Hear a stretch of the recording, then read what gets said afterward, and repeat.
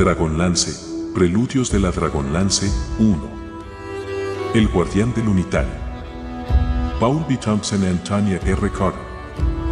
Audiolibro editado por Juan Pablo Flores Montaño. Para El Amo del Calabozo 2024.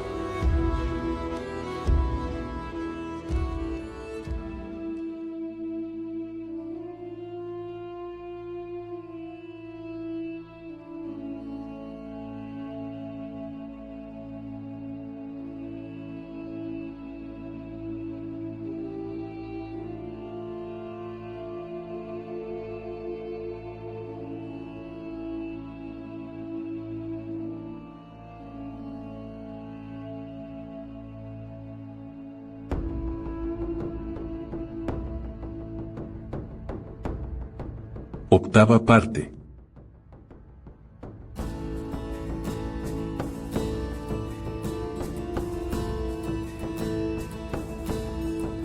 XVII. Sin honor. Por fin, la última vuelta de la cuerda se soltó y las manos de Sturm quedaron libres. El caballero arrebató la daga a Carcoma y se apresuró a cortar las ataduras de sus tobillos. Por suerte, el cordaje procedente del Tarbolina era viejo y no tardó mucho en ceder. Sturm se puso de pie de un salto. «Condúcime al salón de audiencias», instó a los gnomos encaramados en la pared. Remiendos le hizo una seña con la mano para que lo siguiera, pero, antes de dirigirse a la sala del trono, recorrió como una exhalación las paredes que rodeaban la estancia donde se hallaban Sturm y Carcoma. Luego enfiló de forma vertiginosa hacia el centro del laberinto. Bramante y Alerón lo siguieron al trote. «Vamos, Carcoma». El caballero izó al cordelero y lo sentó sobre sus hombros. El sol se ponía, hecho que Sturm agradeció con auténtico fervor a Paladine, ya que, sin luz diurna, las hordas de hombres árbol pronto se transformarían en inofensivos vegetales arraigados a la tierra. Al cruzar otro de los accesos abiertos en la pared, el caballero se encontró con una docena de hombres árbol armados. Presentaban un sólido frente que bloqueaba el paso, y Sturm solo contaba con la daga de Kit para enfrentarse a sus largas espadas de cristal. «Quédate tras de mí», advirtió el caballero al gnomo después de dejarlo en el suelo. Las sombras del ocaso reptaron por las paredes. El astro se hundía en el horizonte a toda velocidad y la mitad inferior de los lunitarinos se hallaba en penumbra. Muy pronto, sus pies se clavarían en el suelo. Uno de los seres arbóreos arremetió contra Sturm. Aun cuando el movimiento del guardián no fue demasiado ágil, la hoja rozó la mejilla del caballero, al sobrepasar en exceso los 80 centímetros de la espada vítrea a los escasos 25 de la daga. Para entonces, la mitad inferior de los cuerpos leñosos reivindicaba su naturaleza vegetal y los seres se arraigaron en la tierra. El filo de las sombras alcanzó la parte alta de sus troncos. Los brazos ondearon con lentitud, cual yerbajos bajo la superficie de un estanque. El guardián enfrentado a Sturm enganchó con la punta de su espada la capucha de piel del guerrero y la desgarró. Esa fue su última acción. La corteza se cerró en los huecos de los ojos y la boca, y tanto él como sus semejantes quedaron inertes. Alerón apareció en lo alto de la pared. «Sturm, deprisa. Ha sucedido algo horrible». Sin dar tiempo a que el humano preguntara, el gnomo regresó por donde había venido. «Lloraba», dijo sorprendido Carcoma. «Y Alerón jamás llora». Sturm se metió entre los troncos de los hombres árbol y se abrió camino con grandes esfuerzos, ya que las rugosas cortezas le enganchaban las ropas y le desgarraban la piel, pero por último logró atravesar las últimas líneas de guardianes. A partir de allí, el corredor estaba despejado. Sturm y Carcoma entraron como una tromba en el salón de audiencias. Los ojos del caballero buscaron en primer lugar a Kitiara. ¿Dónde estaría? ¿Se encontraría herida, agonizante o muerta? Tanto la mujer como los dos gnomos estaban retenidos con fuerza en el abrazo de los paralizados guardianes. Los dedos nudosos del que retenía a Crisol tenían manchas de sangre. El gnomo estaba muerto. A Rapaldo no se lo veía por ninguna parte, Kit, ¿te encuentras bien?, gritó Sturm. Sí, y también Argos, pero Crisol. Ya veo. ¿Y Rapaldo? Cerca. Sé prudente, amigo. Tiene esa maldita hacha. La estancia, abarrotada de inmóviles hombres árbol y sumida en la creciente oscuridad, tenía la apariencia de un bosque sombrío. De algún lugar en la incierta penumbra surgió la demente risa y la voz chillona del rey. ¿Quién porta la lámpara que alumbrará tu sueño? ¿Quién maneja el hacha que cercenará tu cuello? Rapaldo. Sal y lucha conmigo, retó el caballero. J.E., J.E., J.E. Algo se deslizó sobre su cabeza. Está ahí arriba. Agáchate, Sturm, gritó Alerón desde lo alto de la pared. El caballero se zambulló de cabeza al suelo justo en el instante en que el hacha pasó zumbando por el lugar en que, un momento antes, estaba su cabeza. Kit, ¿dónde tienes tu espada? Rapaldo me arrebató la mía. En el suelo, a los pies de Argos. Sturm avanzó a rastras mientras Rapaldo flotaba entre las copas de sus guardianes. Entretanto, Kit explicaba al caballero la facultad de levitación que detentaba el loco rey. Se ha desembarazado de más peso, añadió Argos, y ahora flota a casi 2 metros sobre el suelo. Por fin la mano de Sturm se cerró en torno a la empuñadura de la espada de Kitiara y el caballero se incorporó como impulsado por un resorte.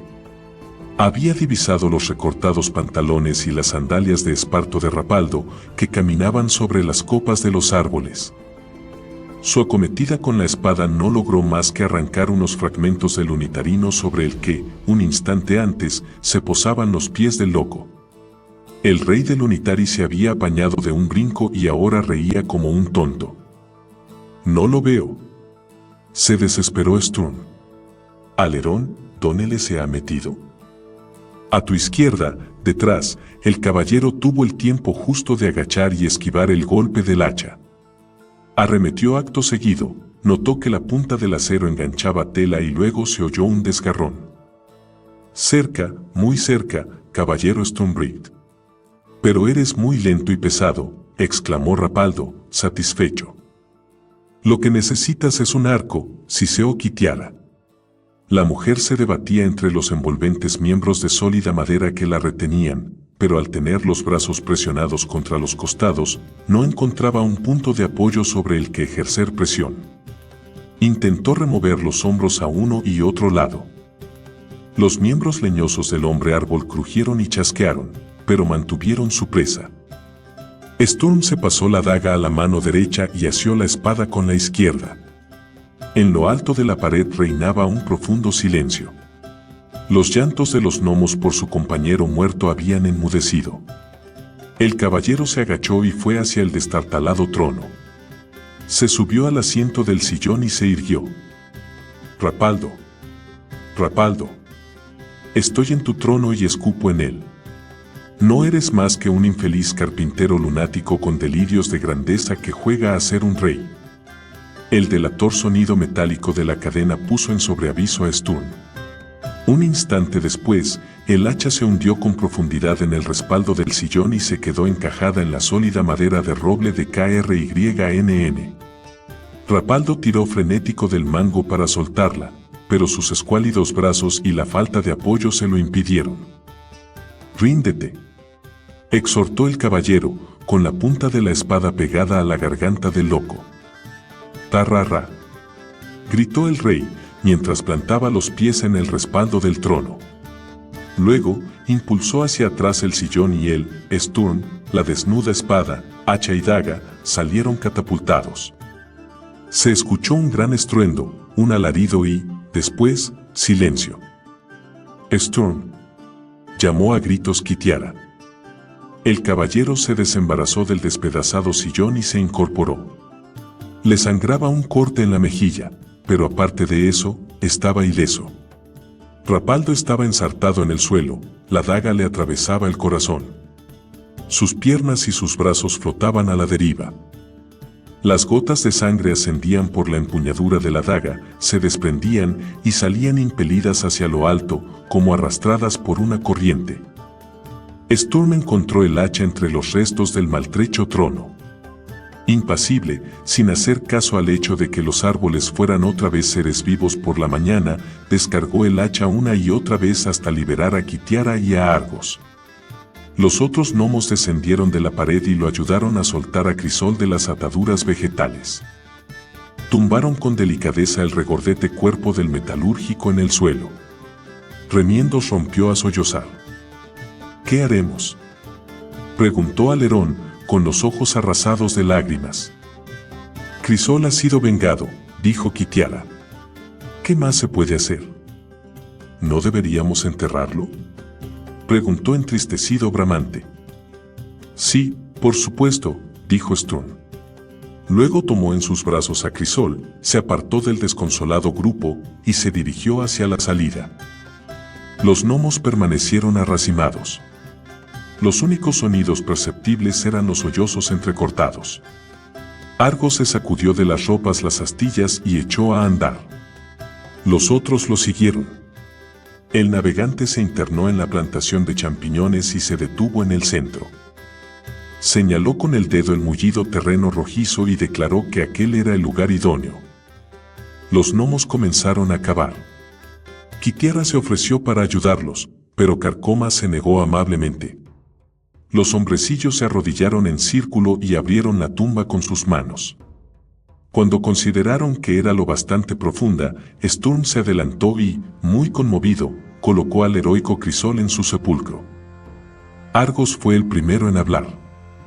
Crisol fue un buen técnico y un aventajado químico.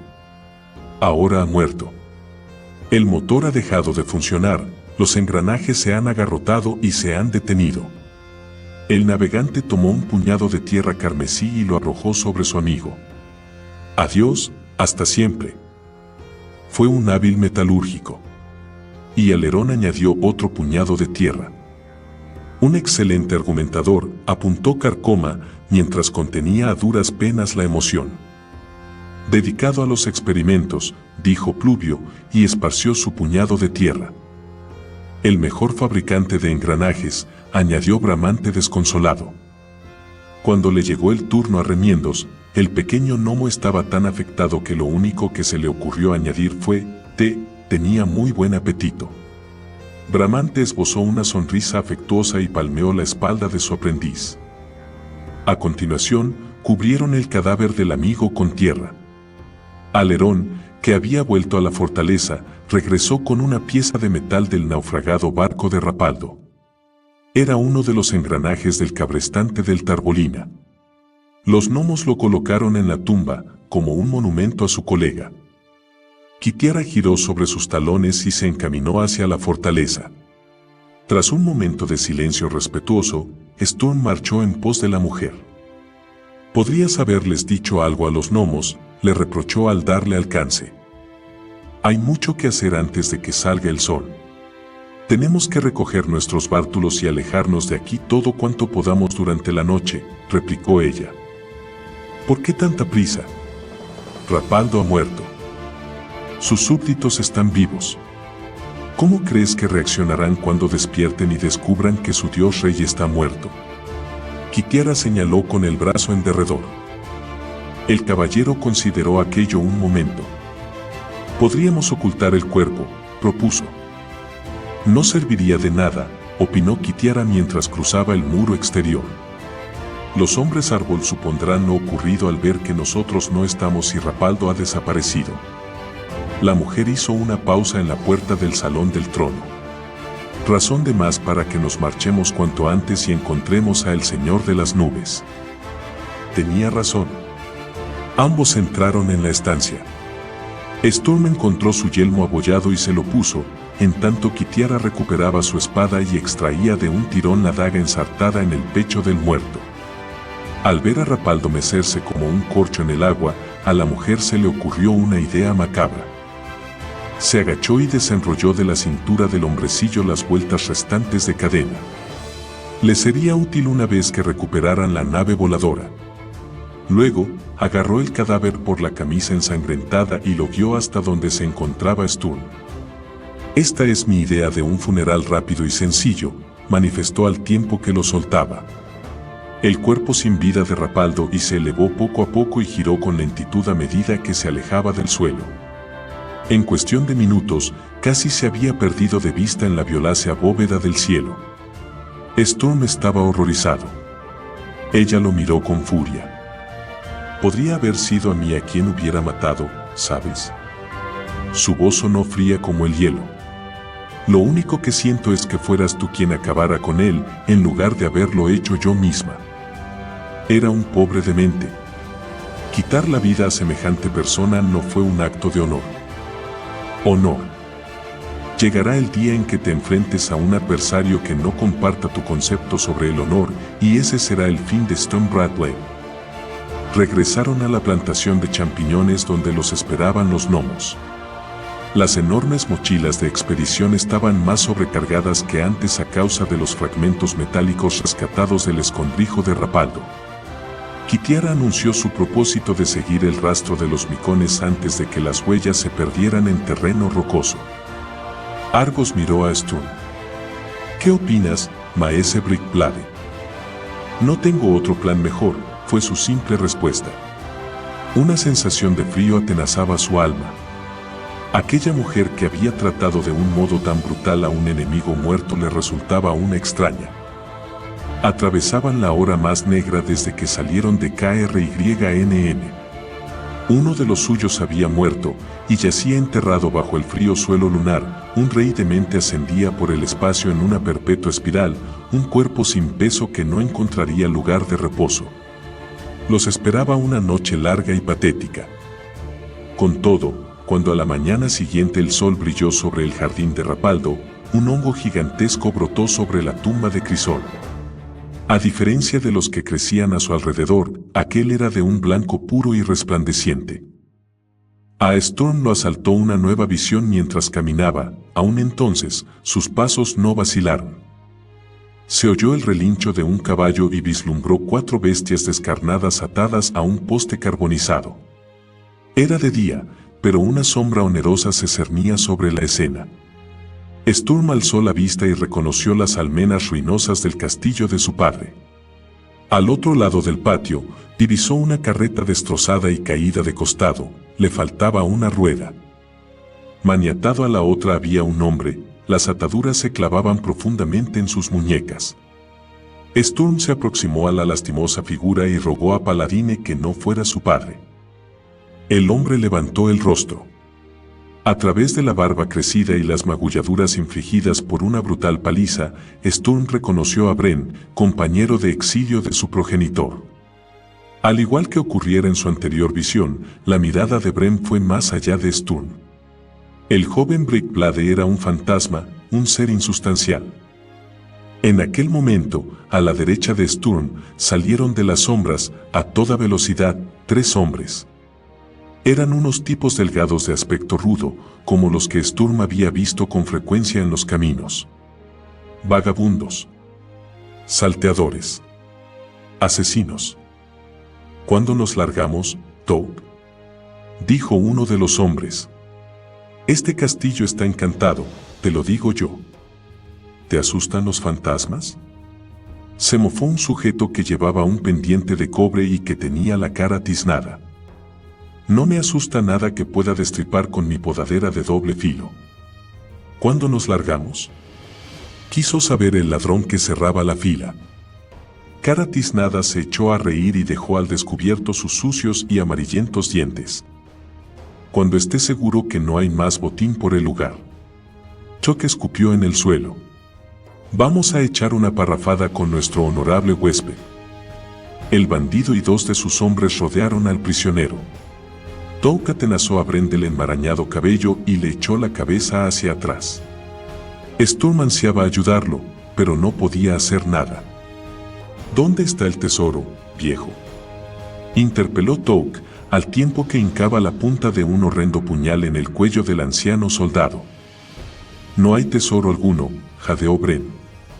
«El castillo fue saqueado hace muchos años». «Venga». ¿Nos tomas por idiotas? Siempre se dejan algunas monedas escondidas en alguna parte, ¿eh? Así que, ¿dónde están? La afilada punta del acero se clavó un poco más en la garganta de Bren. «Os-le, lo diré», dijo con voz débil. «Bajo el gran vestíbulo, un cuarto secreto. Os lo mostraré. Más vale que sea verdad». Touk retiró el arma. «Lo es. Os llevaré directamente allí». Cortaron las ataduras del soldado y lo llevaron arrastrando por el patio. Sturm lo siguió, pegado a ellos, tan cerca que pudo oler la hedionda mezcla de sudor, mugre, temor y codicia.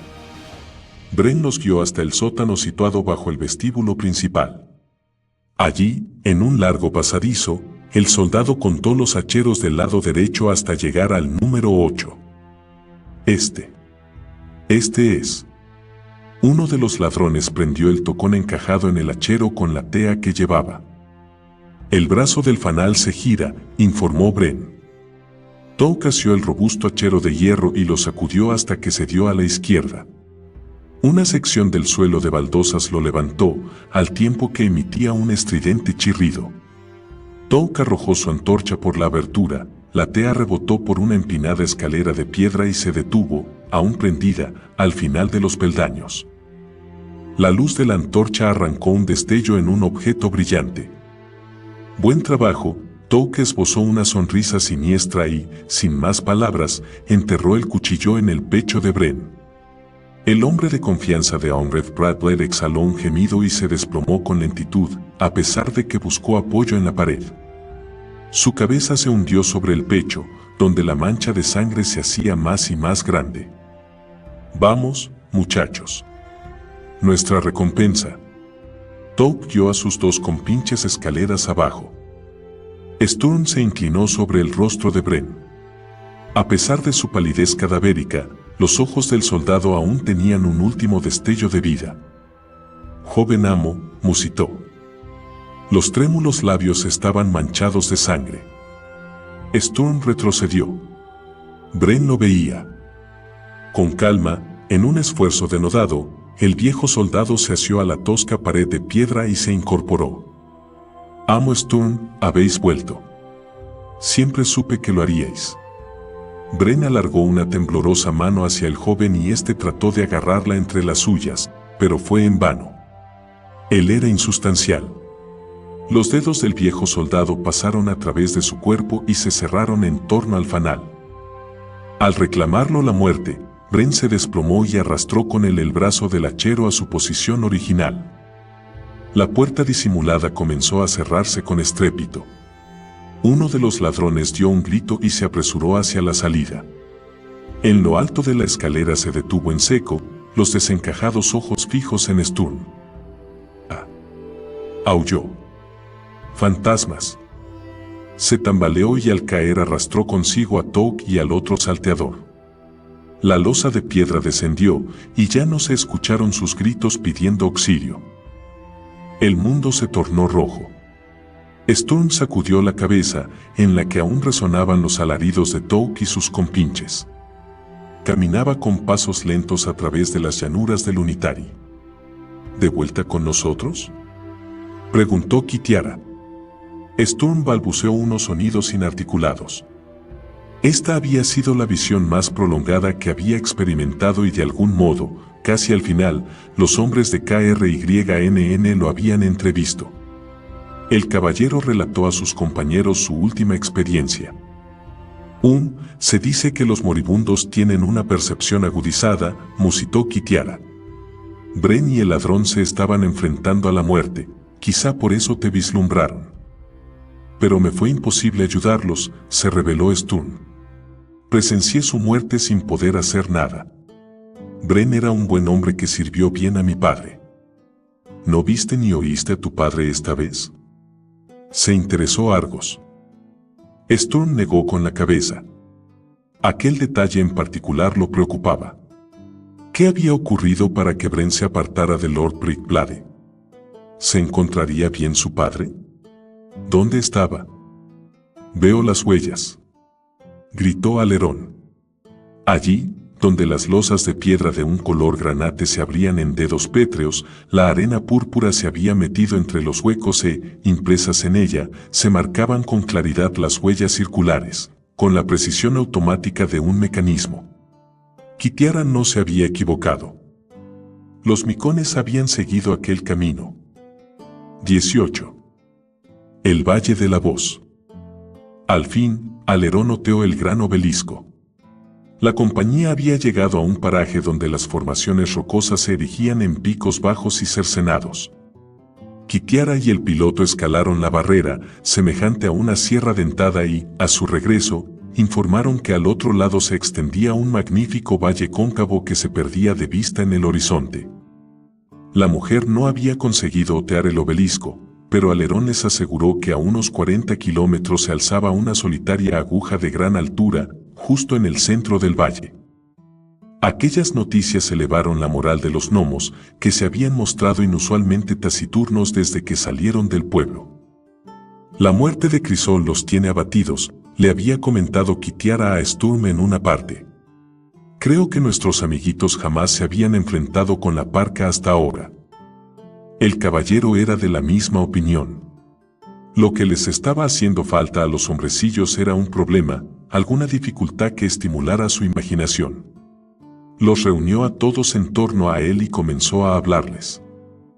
Esta es la situación. Según los cálculos de Alerón, el obelisco se halla a 40 kilómetros. Eso significa una marcha de 10 horas, si no nos detenemos para descansar ni para comer.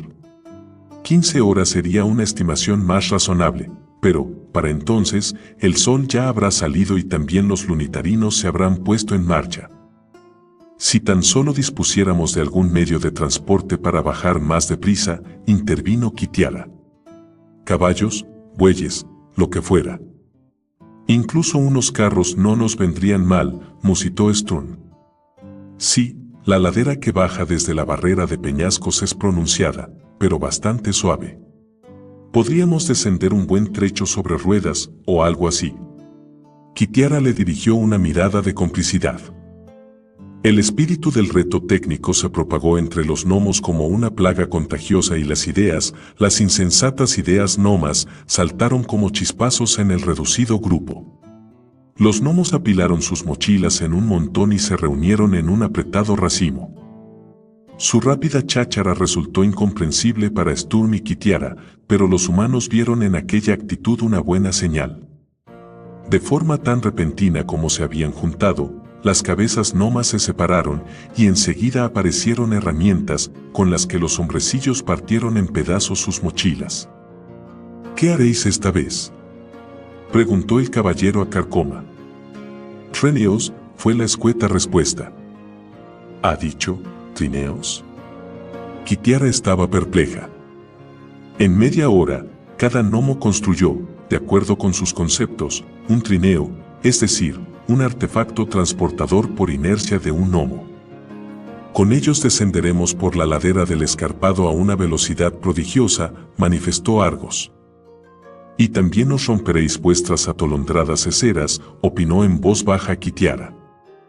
Estos son para ti y para Maese Sturm, dijo Bramante que, junto con remiendos, traía un par de endebles trineos que dejó a los pies de los humanos. Dado que solo contaban con trozos de tablillas cortos y finos con los que trabajar, los gnomos habían asegurado sus inventos con clavos, tornillos, pegamento, cuerda, cable y, en el caso de Pluvio, con sus tirantes. Alerón había diseñado su trineo de modo que pudiera montarse tumbado boca abajo, el de Argos permitía que el conductor se reclinara. A causa de la diferencia de tamaño, los trineos de Sturm y Kitiara solo tenían espacio para sentarse en ellos. «¿No hablaréis en serio?», protestó la mujer. «¿Bajar hasta allí montados en esto? Será más rápido», dijo Argos para animarla. «Y divertido», exclamó Remiendos. Hemos calculado todos los datos disponibles referentes al desgaste y resistencia del material, abundó Carcoma, que blandía en la mano como prueba su libro de anotaciones, en el que se veían 5 páginas abarrotadas de apretados y diminutos números y letras. En todos los casos, excepto en el vuestro, existe un factor de seguridad de 3. ¿Qué quiere decir, en todos los casos excepto en el vuestro? Preguntó Kitiara. Carcoma se guardó su libro de anotaciones en un bolsillo antes de responder. Por ser más grandes y pesados, causaréis más desgaste en los artefactos transportadores por inercia de un gnomo y, por ello, vuestra posibilidad de llegar al final de la ladera sin sufrir un accidente es casi del 50%. Kitiara abrió la boca para protestar, pero Sturm la previno con una mirada resignada. Esa es una proporción mayor de la que nos darán los lunitarinos, admitió el caballero mientras se cargaba al hombro el endeble trineo. ¿Vienes? ¿Por qué no nos quedamos y nos rompemos el cuello el uno al otro? Así al menos nos ahorraríamos las volteretas y los brincos. La expresión de la mujer era más que desconfiada. ¿Estás asustada? Sturm sabía muy bien cómo provocarla. Kitiara enrojeció hasta la raíz del cabello y recogió su trineo. Veremos quién llega antes abajo. ¿Quieres apostar algo?, replicó. ¿Por qué no?, aceptó él. Pero no tengo dinero. ¿De qué nos sirve aquí el dinero? ¿Qué te parece si el perdedor acarrea el petate del que gane hasta que alcancemos el obelisco? Apostado. Los dos se estrecharon las manos. Entretanto, Alerón impartía un improvisado curso de dirección y frenada a sus compañeros. Sobre todo, habréis de reclinaros hacia el lado al que os dirigís. Para deteneros, utilizad los tacones de los zapatos, no las punteras. El ímpetu del desnivel os doblaría los dedos y os los rompería, advirtió. Pluvio y Carcoma abrieron sus libros de notas y garabatearon con entusiasmo. Alcanzaremos una velocidad máxima de 85 kilómetros por hora. Si se frena con unos pies de, más o menos, 17 centímetros de largo, se romperían 3 dedos del pie izquierdo y 4 del derecho, concluyó Pluvio. Los gnomos aplaudieron. Alerón acaba de advertirnos que no utilicemos las puntas de los pies para frenar, entonces, ¿por qué demonios calculáis el resultado de algo que nadie en su sano juicio haría? Intervino Kitiara irritada. El axioma de una investigación científica no se limita a lo práctico o lo posible, explicó Argos. Solo con la investigación de lo improbable y lo impensado se alcanza la suma total del progreso del saber. Lo que no comprendo es el motivo de que se rompan más dedos del pie derecho que del izquierdo. Sturm tenía los ojos fijos en sus pies. No los animes, le gritó Kitiara. Luego arrastró el vacilante revoltijo de tablas hasta el borde de la pendiente. La ladera, suave y lisa como el cristal, se hundía en un ángulo sobrecogedor. Kit respiró hondo y miró a sus espaldas. Los gnomos se acercaron en tropel al precipicio sin el menor asomo de preocupación o temor. Es un ejemplo obvio de concreción vítrea, observó Carcoma, tras pasar la mano por la tersa superficie. ¿De origen volcánico?, sugirió Alerón. Difícil. Más bien parece que la totalidad del valle constituyera un astroblema termoflégico, teorizó Argos. Kitiara profirió un irritado bufido que cortó cualquier posible ampliación o exposición de nuevas hipótesis. Enseguida, dejó caer al suelo su trineo y se montó en él. Al recibir su peso, las tablas del artilugio crujieron de un modo terrible. ¿Dijiste un 50%? Preguntó a Carcoma. El gnomo balbuceó algo como, dentro de un margen de 2 variaciones normales, por lo que la mujer decidió renunciar a más aclaraciones. Luego se impulsó con las manos y los talones hasta dejar el trineo en el mismo borde de la ladera y allí se balanceó. «Vamos, Sturm. ¿O acaso quieres cargar con mi petate los próximos 60 kilómetros?» El caballero colocó en el suelo su trineo y advirtió a Alerón que Kit y él se proponían hacer una carrera.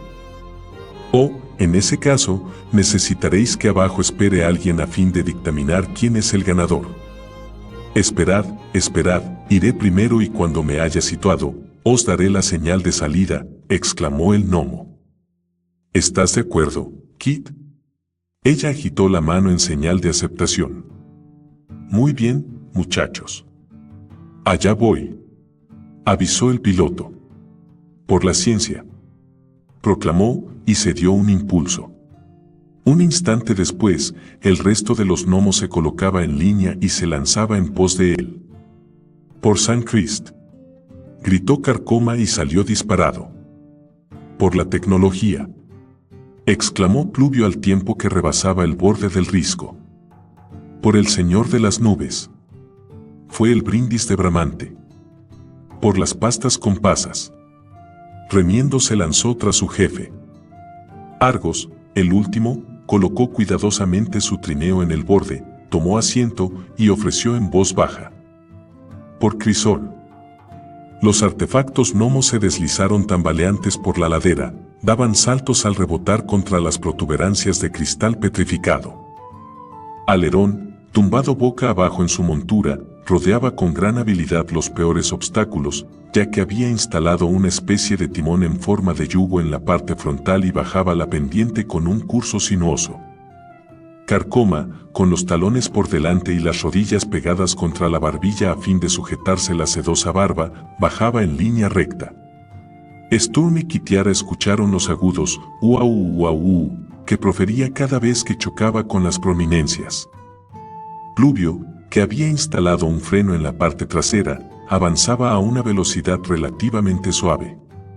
Bramante, que había diseñado su trineo para montarlo en cuclillas, sobrepasó al meteorólogo con un zumbido y prosiguió la marcha en medio de frenéticos aleteos de brazos en un desesperado intento de mantener el equilibrio.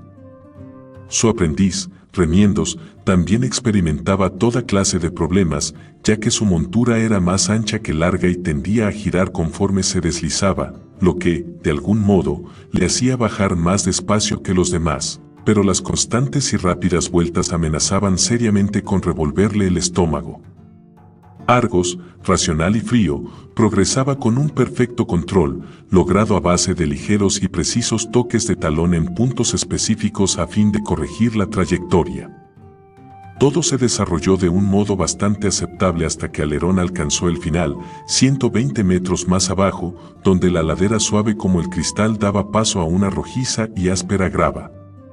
El trineo se frenó en seco. La parada fue tan brusca que sus rezagados compañeros, Carcoma y Bramante primero y un instante después Remiendos y Pluvio, se precipitaron sobre él. Trineos, herramientas y gnomos salieron despedidos por el aire tras una serie de golpes, chasquidos y crujidos espeluznantes. Sturm vio que Argos enfilaba impertérrito hacia sus amontonados colegas y cerró los ojos, con lo que se perdió el preciso giro realizado por el navegante, que se detuvo medio metro a la derecha del Mare Magnum. Hectáreas de ladera, y todos frenan en el mismo punto. Kitiara estalló en carcajadas. Espero que ninguno se haya hecho daño. Sturm frunció el entrecejo. De la maraña de piernas, brazos y restos del desastre, surgieron 5 gnomos temblorosos. Argos los ayudó a desenredarse. Al cabo de unos minutos, Alerón se volvió hacia los humanos y agitó una mano. La señal de salida, gritó Kitiara, al tiempo que se impulsaba ladera abajo. Su acción cogió desprevenido a Sturm. No es justo, gritó, aunque al momento afianzó los talones en el suelo y se lanzó por el borde de la cortada en una enconada persecución de la mujer. El caballero perdió de inmediato el control del trineo, que carenó de forma pronunciada hacia la derecha. Sturm se inclinó para el lado contrario del giro. Se escuchó un seco chasquido que le puso los pelos de punta y el asiento cedió bajo su peso. El caballero redujo el ángulo del cuerpo y el trineo recobró poco a poco una posición estable. Kitiara bajaba como una exhalación, en línea recta, los pies juntos, las rodillas sobresalían por los lados del trineo. Gritaba entusiasmada. Había sacado una buena ventaja a Sturm, que parecía incapaz de mantener su montura recta sin sufrir constantes tumbos a uno y otro lado.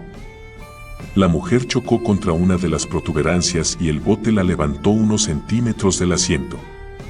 En lugar de asustarse, el brinco enardeció su entusiasmo. Se acercaba a una serie continua de prominencias, sin embargo, no aminoró la velocidad. No se dio cuenta de que estaba en serias dificultades hasta que rebotó por cuarta vez y cayó con brusquedad sobre las delgadas tablas del asiento. La fuerza del golpe partió el patín izquierdo a todo lo largo. Kit bajó el pie para frenar, los clavos de la bota se hincaron en el suelo y la pierna izquierda le dio un repentino tirón hacia atrás.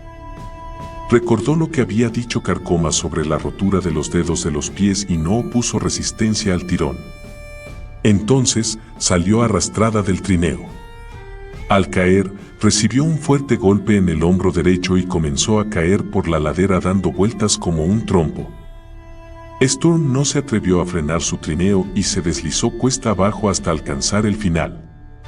En el mismo instante en que los patines del artilugio frenaron en la grava, se puso de pie.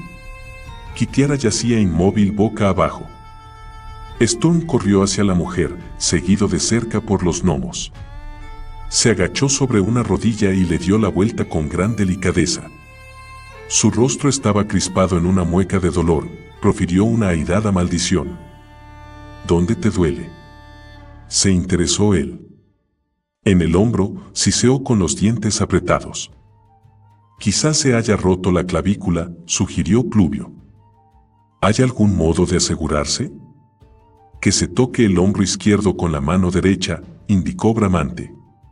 Si lo logra, el hueso no estará roto. ¡Qué gran ignorancia sobre anatomía!, protestó Argos. Hay que palpar con los dedos para descubrir los extremos de la rotura. No dejes que me toquen, susurró Kitiara. Si no ven otro modo de probarlo, son capaces de decidir cortarme en trozos para examinarme los huesos. Justo en aquel momento, Sturm escuchó a Carcoma decir algo sobre cirugía exploratoria. No hay ningún hueso roto, manifestó Alerón, situado a los pies de la mujer. ¿Cómo lo sabes?, inquirió Carcoma. Porque los estoy viendo, replicó. Ni siquiera se aprecian fisuras. Es una dislocación. ¿Es que ahora también puedes ver a través de la carne? La incredulidad de Sturm era patente. Al exponerlo de un modo tan llano, el piloto se dio cuenta de repente de lo que estaba haciendo. «¡Porre orcs!», exclamó. «Es extraordinario. ¿A través de qué otras cosas podré ver?». Los gnomos se arremolinaron en torno a él, olvidados por completo de Kitiara, y se turnaron para que Alerón atisbara en sus cuerpos y les describiese lo que veía. Exclamaciones de hidrodinámica brotaron en rápida secuencia. Kitiara intentó sentarse, pero el dolor la dejó sin respiración. «No te muevas», la amonestó Sturm. «Buscaré algo con que vendarte el hombro». Revolvió en su petate y encontró la única camisa que llevaba de muda, un blusón blanco de lino confeccionado por el mejor sastre de Solace. Con gran pesar, la rasgó en tiras de 3 centímetros de ancho que ató hasta formar un largo vendaje. «Descúbrete el brazo», dijo a la mujer. «Corta las costuras», sugirió ella. «Las costuras están por dentro, así que no tendrás más remedio que sacar la manga», dijo Sturm después de examinar la prenda de piel. «Está bien. Ayúdame a incorporarme». Así lo hizo él, mientras evitaba cualquier movimiento brusco que la molestara. Con todo, el rostro de Kit palideció y no pudo evitar que las lágrimas humedecieran sus mejillas cuando se desembarazó de la manga. «¿Sabes que jamás te había visto llorar?», dijo él en voz baja. «Ay. ¿De qué te extrañas? ¿Tan insensible mi Chris?». Sturm eludió responder. Apartó la capa de pieles. El jubón de cuero lo podría cortar, pero bajo aquel aún quedaba la cota. «Haré el vendaje sobre la malla». «Sí, sí, como quieras». El dolor exacerbaba el carácter impaciente de la mujer. Sturm se acomodó frente a ella y levantó su brazo con lentitud hasta que la mano descansó sobre el hombro contrario. A continuación, envolvió las tiras de lino de forma que le sujetasen el hombro y, al mismo tiempo, le dejaran libre el brazo. «¿Está bastante fuerte así?», le preguntó. «Sí». El monosílabo se escapó de entre sus dientes apretados. «Bien. Dejaré un trozo de tela lo bastante largo para hacer un cabestrillo. Haz lo que quieras. Kit enterró la faz en su mano derecha. Tenía las mejillas arreboladas. Creí que era más fuerte, pensó Storm mientras procedía con el vendaje. Tiene que haber recibido peores heridas que esta en el transcurso de las batallas. Con tu veteranía en los combates, tendrás una gran experiencia en las curas de campaña. ¿Lo hago bien?, dijo en voz alta. No lo sé. Nunca me han herido, murmuró Kitiara. He recibido unos cuantos cortes y arañazos superficiales, nada más. Has sido muy afortunada. Storm no salía de su asombro. Puede. Pero tampoco dejo que mis enemigos se aproximen lo bastante para alcanzarme. El caballero la ayudó a ponerse de pie y colocó la prenda de forma que la manga vacía colgara sobre el hombro herido. Entretanto, los gnomos se habían enzarzado en un debate sobre la naturaleza del incremento de la facultad visual de Alerón. Obviamente, ahora percibe una sutil variante de luz que un ojo normal no detecta, sentenció Carcoma. Obviamente para un estúpido, rebatió Argos. El procedimiento es el siguiente: los ojos de Alerón emiten unos rayos que traspasan carne y ropa. Y esa capacidad se genera en sus propios ojos. Ejem, interrumpió Sturm. No tendríais inconveniente en proseguir la discusión mientras andamos, ¿verdad? Nos queda por delante un largo camino y disponemos de pocas horas nocturnas para recorrerlo. ¿Cómo se encuentra ella?, se interesó Bramante. ¿Podrá caminar y correr? ¿Y tú? La voz de Kitiara sonó desafiante. El aparatoso choque había dejado los trineos tan destrozados que resultaban poco aprovechables y Sturm comprendió que, por primera vez, los gnomos no tendrían más remedio que viajar con un equipaje ligero, puesto que no disponían de medio de transporte para sus pesados e inútiles pertrechos. Los hombrecillos deliberaron sobre qué debían llevar y qué abandonar. No faltó mucho para que adoptaran la sugerencia de Bramante de asignar un valor numérico a cada objeto, a fin de elegir después aquellos cuya suma no excediera de 200 puntos por gnomo. Me marcho, anunció Kitiara malhumorada, al tiempo que trataba de cargar tanto su petate como el de Sturm. El hombre asió las correas y se los quitó de la mano. He perdido la apuesta, protestó Kitiara. No seas absurda. Yo los llevaré. Caminaron casi 1 kilómetro antes de hacer un alto para dar tiempo a que les alcanzara el grupo de gnomos. ¿Y qué grupo tan ruidoso formaban? Cada uno de ellos parecía un taller ambulante por la ingente cantidad de herramientas que colgaban de sus chalecos y cinturones. Confío en que nuestra presencia no tenga que pasar desapercibida, musitó Kitiara. Por fin, el agotado pero resuelto grupo reasumió la formación de marcha y se encaminó hacia el gran obelisco y hacia la voz que lo habitaba. Habían recorrido 15 kilómetros cuando Carcoma comenzó a quejarse de unas fuertes palpitaciones que le martilleaban la cabeza. Sus colegas se tomaron la cosa a chacota hasta que Sturm impuso orden otra vez. Pluvio examinó de modo superficial al carpintero. No veo nada fuera de lo normal, dictaminó. No es preciso que chilles, protestó Carcoma, dando un respingo. El meteorólogo arqueó las encrespadas cejas con un gesto de sorpresa. ¿Y quién está chillando?, preguntó con un hilo de voz. Entretanto, Argo se había puesto a la espalda del carpintero y acto seguido chasqueó los dedos. Carcoma hundió la cabeza y se la cubrió con los brazos, como si tratara de detener un golpe invisible. ¿Habéis oído ese trueno descomunal?, preguntó con voz temblorosa. Muy interesante.